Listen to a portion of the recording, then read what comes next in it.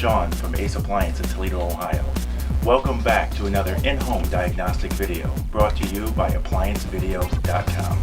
Alright, the tools you'll need for this repair: flathead screwdriver, multimeter, voltometer, and a number 2 Phillips, which I incorporated with my drill.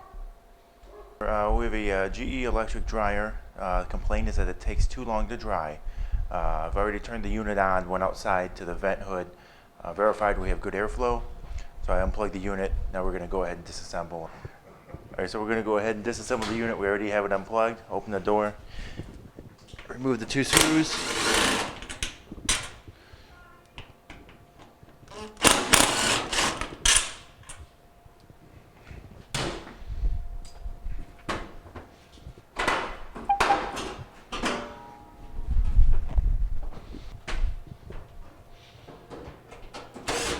Now the 2 screws at the top of the inside of the front panel.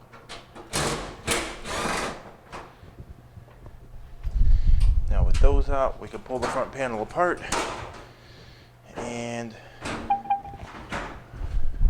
move it to the side. Next, I'm going to reach in there underneath there and disengage the belt so I can remove the drum. That way I can get to the heating element, make sure that's not broken. It's a dual coil element. So I'll do that now.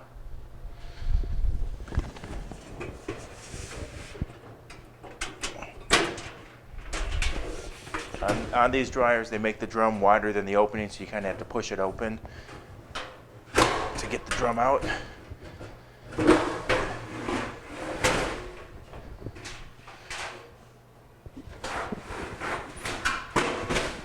So now we have our drum out. Okay, so now we have access to our heater here. And just with my finger, I'm just going to gently push on the coil. And that way, sometimes they'll break inside the porcelain guides there. And that way I can tell if it's broken or not. And I'm going to do the same thing for both coils, because sometimes we can lose one coil so the unit still produces heat, but not enough heat for it to dry efficiently. And the heating element seems to be intact here fine for us. Basically what that leaves for her complaint of being too long to dry, only on the automatic setting here, is going to be one of the cycling thermostat that works with the timer. Maybe it's not as efficient as it should be, and it just shuts the heat off prematurely. So we'll go ahead and get an estimate together for our cycling thermostat that works with the timer. All right, just before I definitely confirm that maybe we have a thermostat issue, I want to rule out the element, check the resistance values. So I'm going to disconnect the wiring here on our element, so that way we don't get any interference from other components. With the wires disconnected, I should get for each coil 19.2 ohms. So I'm just going to put my meter here and here, and we'll see what my 20.7, so that's pretty close, and 20.5. So that's right in the window of where we want to be.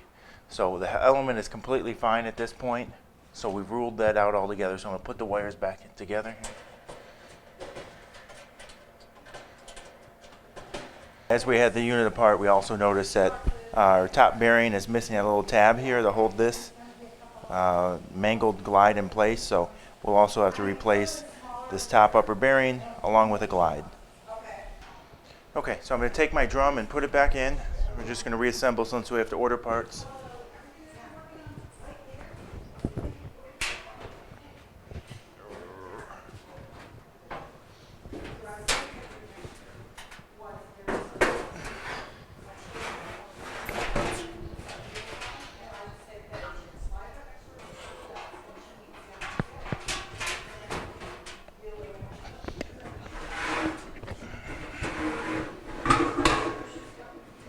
Now we'll go put our front panel back on.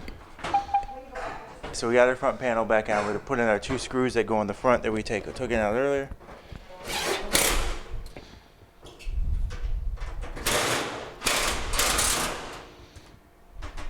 And then finally our top panel.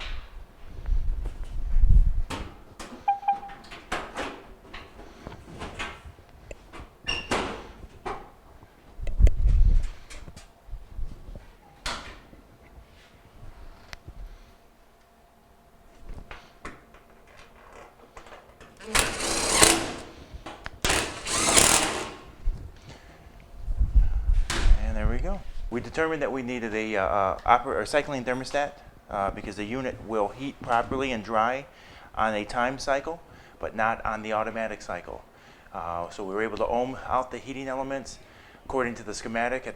They had the proper rating, and so the only thing that left as a possibility was our cycling thermostat.